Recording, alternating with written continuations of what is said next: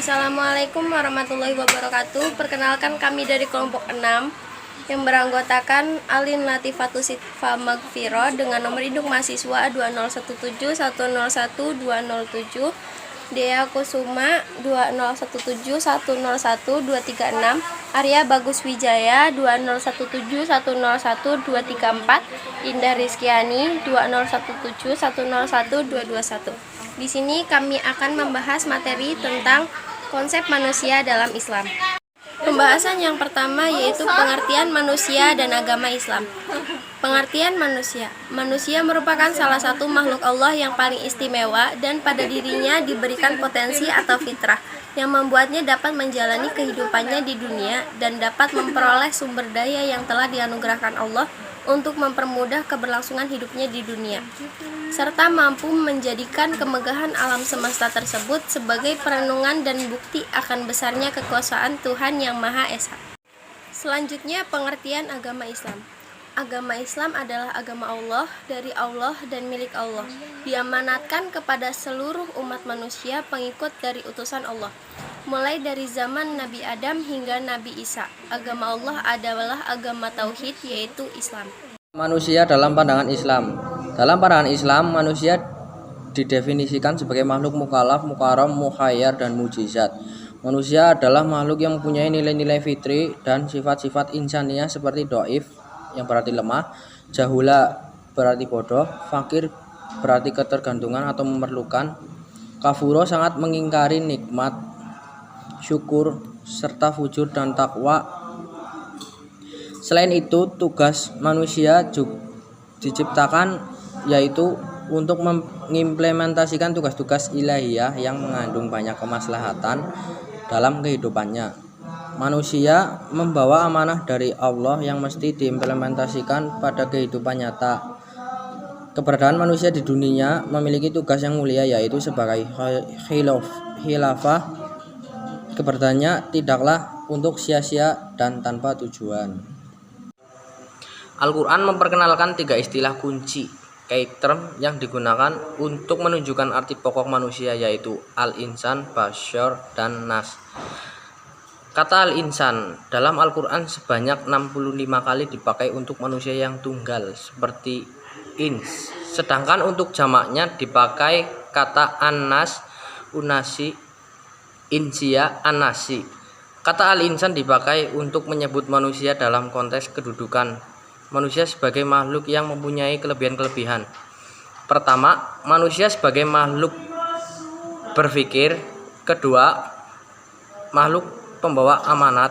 Ketiga, manusia sebagai makhluk yang bertanggung jawab pada semua yang diperbuat. B. Kata basyar dipakai untuk menyebut semua makhluk baik laki-laki ataupun perempuan, baik satu ataupun banyak. Kata ini memberikan referensi kepada manusia sebagai makhluk biologis yang mempunyai bentuk tubuh yang mengalami pertumbuhan dan perkembangan jasmani. Kata basyar adalah jamak dari kata basyaroh yang berarti kulit. C. Kata al-nas. Kata ini mengacu kepada manusia sebagai makhluk sosial. Manusia dalam arti al-nas ini paling banyak disebut dalam Al-Quran, yaitu 240 kali. Bisa dilihat dalam seluruh ayat yang menggunakan kata ya ayyuhan nas. Penjelasan konsep ini dapat ditunjukkan dalam 2 hal. Yang pertama, banyak ayat yang menunjukkan kelompok-kelompok sosial dengan karakteristiknya masing-masing yang satu dengan yang lain, belum tentu sama. Ayat ini menggunakan kata waminan nas dan diantara manusia.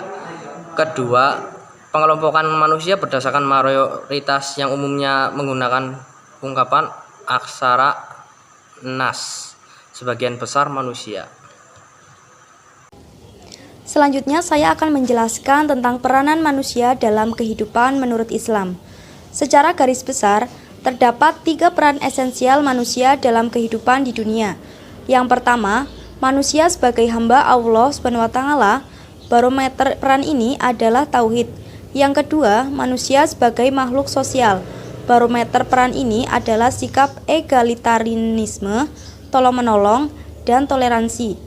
Yang ketiga, peran sebagai khalifah fil ard, yang merupakan pengejawantahan dari peran profetik manusia. Yang pertama, manusia sebagai hamba Allah SWT. Abdi dalam bahasa Arab untuk Abdullah dan pengabdian merupakan kata-kata yang biasa dipergunakan sehari-hari. Tetapi dalam konteks Al-Quran, kata ab yang artinya bahasa Indonesia dari abdi dan pengabdian mengandung pengertian yang luas dan dalam, baik secara teologis maupun filosofis. Terlepas dari itu, sebagai hamba Allah, manusia wajib mengabdi dan taat kepada Allah selaku pencipta, karena adalah hak Allah untuk disembah dan tidak disekutukan. Nah, bentuk pengabdian manusia sebagai hamba Allah tidak terbatas hanya pada ucapan dan perbuatan saja, melainkan juga harus dengan keikhlasan hati. Seperti yang diperintahkan dalam Quran Surat Al-Bayyinah ayat 5. Bismillahirrahmanirrahim. Wa ma umiru illa liya'budullaha mukhlisina lahuddina hunafa wa yuqimus sholata wa yutuz zakata wa dzalika dinul qayyimah. Artinya, padahal mereka tidak disuruh kecuali supaya menyembah Allah dengan memurnikan ketaatan kepadanya dalam menjalankan agama yang lurus, dan supaya mereka mendirikan sholat dan menunaikan zakat, dan yang demikian itulah agama yang lurus. Terdapat beberapa implikasi yang tampak dalam kehidupan sehari-hari ketika hamba Allah melakukan pengabdian dengan penuh keikhlasan dan kepasrahan. Antara lain, yang pertama, hamba Allah senantiasa beriman dan beramal soleh. Yang kedua, ketika ditimpa ujian seperti penyakit, miskin, musibah, tetap bersabar dan taat. Yang ketiga, senantiasa mengikuti jejak para nabi dan rasul. Yang keempat, menjadi umat yang terbaik. Yang kelima, konsisten terhadap kewajiban. Yang keenam, paling bagus akhlaknya. Dan yang ketujuh, paling tenang, khusyuk dan tumakninah ketika sholat. Yang kedua, manusia sebagai makhluk sosial. Manusia adalah makhluk individu sekaligus makhluk sosial. Sebagai makhluk individu, ia memiliki karakter yang unik, berbeda satu dengan yang lainnya. Bahkan kalaupun merupakan hasil cloning dengan pikiran dan kehendaknya yang bebas. Menurut Paul Ernest dan Enda MC, hubungan sosial adalah hubungan individu dalam sebuah komunitas dan bagaimana cara mereka menjalin hubungan antar sesama dalam berbagai kegiatan bersama, dan hubungan ini merupakan inti dari sebuah interaksi di antara mereka di lingkungan masing-masing dan tidak terikat oleh sebuah pola tertentu. Nah, sebagai makhluk sosial, manusia tidak dapat hidup sendiri. Manusia ini membutuhkan kebersamaan dalam kehidupannya.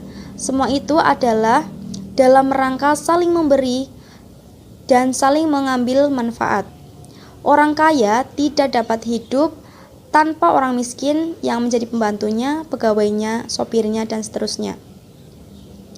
Dalam Quran Surat An-Nisa ayat 36 pun dijelaskan, dengan yang artinya, sembahlah Allah dan janganlah kamu mempersekutukannya dengan sesuatu apapun, dan berbuat baiklah kepada dua orang ibu bapak, karib kerabat, anak-anak yatim, orang-orang miskin, tetangga yang dekat dan tetangga yang jauh, dan teman sejawat, ibnu sabil dan hamba sahayamu. Sesungguhnya Allah tidak menyukai orang-orang yang sombong dan membangga-banggakan diri. Ayat ini mengandung dua perintah ibadah, yaitu perintah menyembah Allah, dan yang kedua adalah konsekuensi dari beribadah kepada Allah, yaitu berbuat baik kepada kedua orang tua, kerabat, anak yatim, orang miskin, tetangga, dan yang lainnya, sebagai bukti konkret bahwa Allah memerintahkan manusia tidak hanya memenuhi kewajiban dirinya, tetapi juga harus memenuhi kewajiban sebagai makhluk sosialnya, yakni melihat dan memperhatikan kondisi lingkungannya. Implementasi keyakinan bahwa manusia sebagai makhluk sosial akan tampak pada perilaku berikut ini. Yang pertama, bermanfaat bagi manusia yang lainnya. Yang kedua, suami bersikap yang terbaik kepada istrinya. Yang ketiga, tidak suka mengusik dan menyakiti saudaranya. Yang keempat, toleran atas keberagaman suku bangsa. Yang kelima, berbuat baik dan adil kepada sesama manusia. Yang selanjutnya, yang ketiga, manusia sebagai khalifah fil ard. Nah, menurut Dewan Raharjo dalam bukunya Ensiklopedia Al-Quran, kata khalifah mengandung makna ganda. Di satu pihak, khalifah dimengerti sebagai kepala negara dalam pemerintahan seperti kerajaan Islam di masa lalu, dan di lain pihak pula pengertian khalifah sebagai wakil Tuhan di muka bumi. Allah menegaskan dalam Quran surat Shad ayat 26 yang artinya, "Hai Daud, sesungguhnya kami menjadikan kamu khalifah atau penguasa di muka bumi. Maka berilah keputusan ataupun perkara di antara manusia dengan adil, dan janganlah kamu mengikuti hawa nafsu, karena ia akan menyesatkan kamu dari jalan Allah. Sesungguhnya orang-orang yang sesat dari jalan Allah akan mendapat azab yang berat, karena mereka melupakan hari perhitungan." Berdasarkan ayat di atas begitu jelas dan nampak bahwa manusia sebagai khalifah harus menegaskan keadilan dengan seadil-adilnya. Karena itu menjadi awal dari sebuah proses menuju pada proses lain. Artinya, bila keadilan sudah dapat ditegaskan, maka secara otomatis hal-hal akan tercipta di dunia ini, seperti kemakmuran, kesejahteraan, keamanan, kenyamanan, sehingga jadilah bumi yang baldatun thayyibatun wa rabbun ghafur. Nah, selanjutnya implementasi dari tugas kekhalifahan yang harus tampak dalam kehidupan nyata, yaitu antara lain, yang pertama, belajar, mengajar, dan membudayakan ilmu.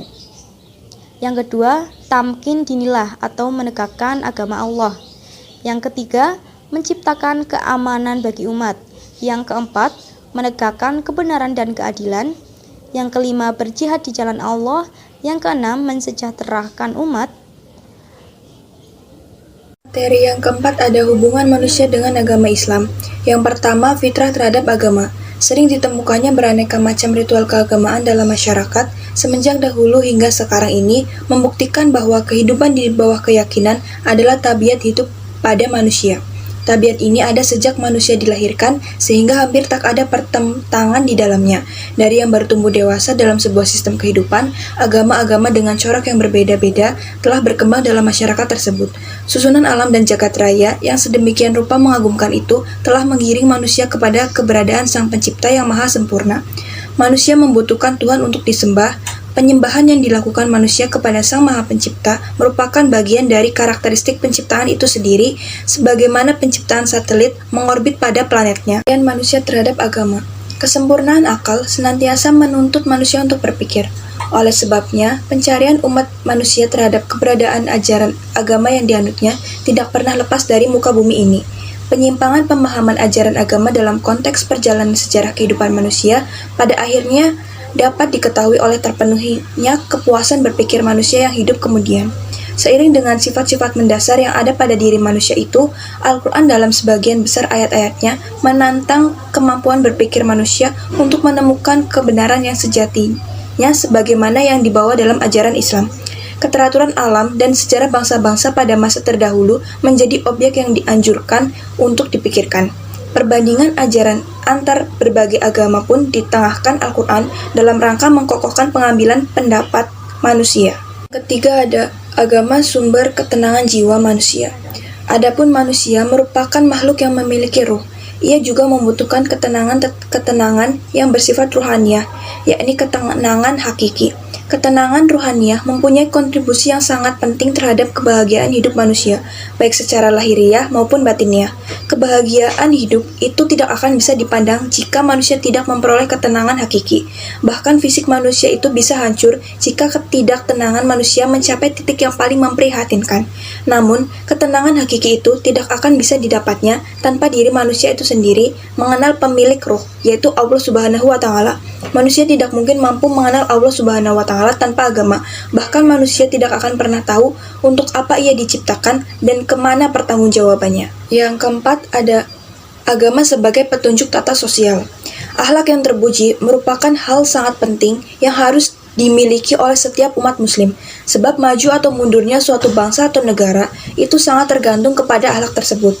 Untuk mencapai maksud tersebut, maka perlu adanya kerjasama yang sinergis dari berbagai pihak dalam menumbuh kembangkan akhlak mulia dan menghancur leburkan faktor-faktor penyebab timbulnya akhlak yang buruk. Baik, sekiranya sekian dari kelompok kami. Kurang lebihnya mohon maaf. Terima kasih. Wassalamualaikum warahmatullahi wabarakatuh.